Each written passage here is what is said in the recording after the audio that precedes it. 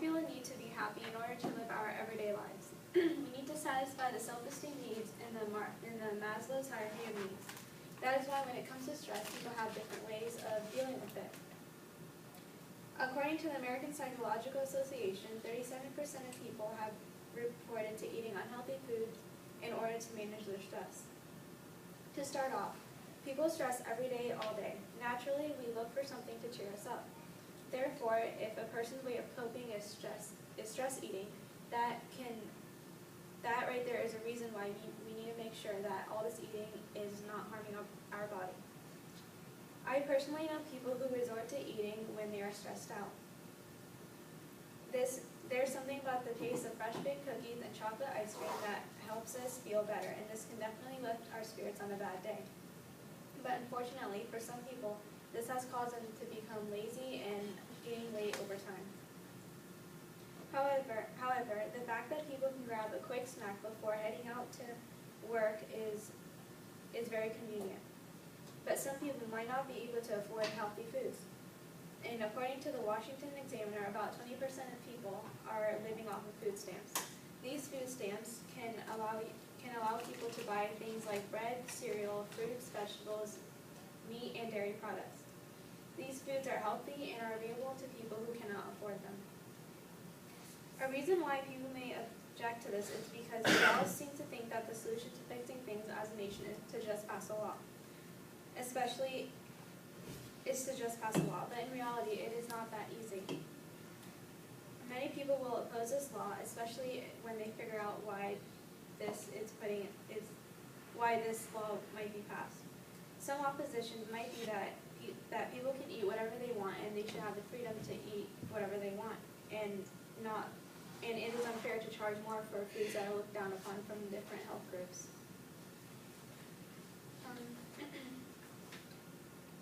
A personal story is when Michelle Obama passed the new My Plate, healthier lunches were being served in public schools. Kids were required to have a food from every food group. Personally, last school year at my high school, the vending machines did not have chips, chocolates, and other junk foods that kids usually like to eat during the day. Instead, they had baked Lay's, baked Cheetos, and other baked chips, whole grain, and granola bars. Everyone was upset, saying that they are hungry and would rather starve and eat at home at the end of the day rather than eat something healthy like granola bars. But how will adding extra taxes on junk food benefit Americans? According to Livestrong.com, a leading cause of obesity is poor food choices. If people are eating poorly, it causes them to become overweight. Other factors, such as inactivity, also contributes to this. But if people ate right in the first place, your own body's metabolism will take care of this. Many processed foods that contain GMOs, which are genetically modified organisms, can also affect a person's digestive system. According to the Institute of Responsible Technology, they cite animal studies showing organ damage, gastrointestinal and immune system disorders, accelerated aging, and infertility. Human studies show how genetically modified food can leave material behind inside of us, possibly causing long-term problems. The foods that contain GMOs the purpose for this is to give them a longer shelf life. But you can only imagine what this does to your body when it gets inside your digestive system. If the foods have chemicals that help them preserve longer, it's going to stay in your body longer than organic foods that don't have that. For example, you can look at the weight loss TV shows.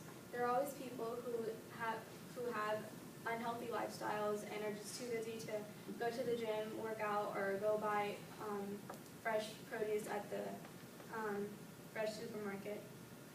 And once they realize that their habits are negatively affected by this, it's too late to just get up and start working out because they are too unmotivated or overweight or just don't have enough time. It's also hard because when you're eating your favorite food, it gives you a happy feeling, and so when you're stressed, people tend to go to the things that make them feel better.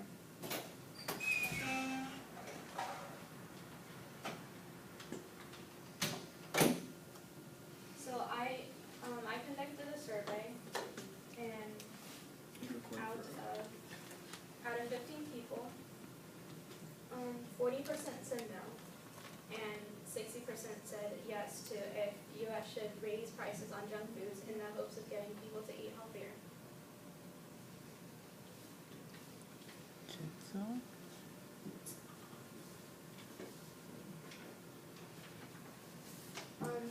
So I surveyed my dad, and he thinks that the U.S. should not raise taxes on junk food because no matter the price of whatever you want, people are still going to buy them. Cigarettes have a high price rate, but people still go out and buy cigarettes.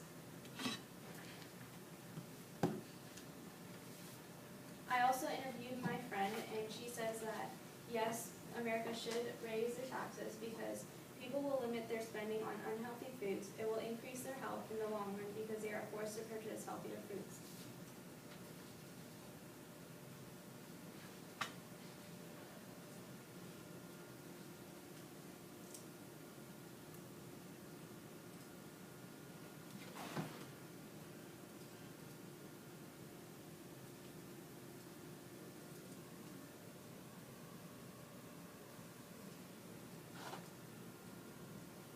So before I talked about how portion sizes can also influence obesity.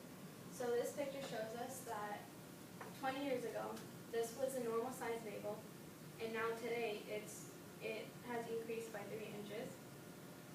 Your sodas are much larger, and popcorn is also much larger and contains more calories.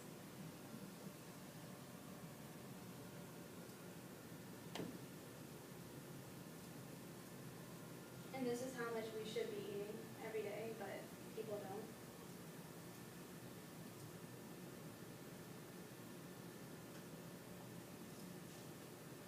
So are there any questions? Yes? Why do you think we should involve the government to raise prices and stuff? He asked why we should involve the government in raising prices. Why should we involve the government to make decisions for us? Well, if the government passes a law, then it's going to be passed, but people can weigh in their opinion in how, like, if we should pass a law or not. And so by doing this, it also raises awareness of the issue, so people can think about it and actually do things about it rather than just let it, like, pass over their head. Any other questions? Yes. Oh, you can go ahead. Hey, Ted. Do you think that certain apps that help with dietary issues are beneficial or instead are not good? He asked if apps are beneficial to your diet. I think they are because it helps you track your calories and your activity during the day. Usually, most smartphones now have, they already have apps downloaded that can count your steps and everything. And people usually don't realize how much they walk every single day, but if you have that app, you can see how much you actually do and how much you should improve in whatever. It's actually been 9 minutes. So you're good. Yes. What do you think about people buying junk food with their food stamps? Well, if you have food stamps, you can buy things like bread, cereal, fruits, vegetables, meat, and dairy. So I don't really think junk food is added into there, but if it is, I think they should just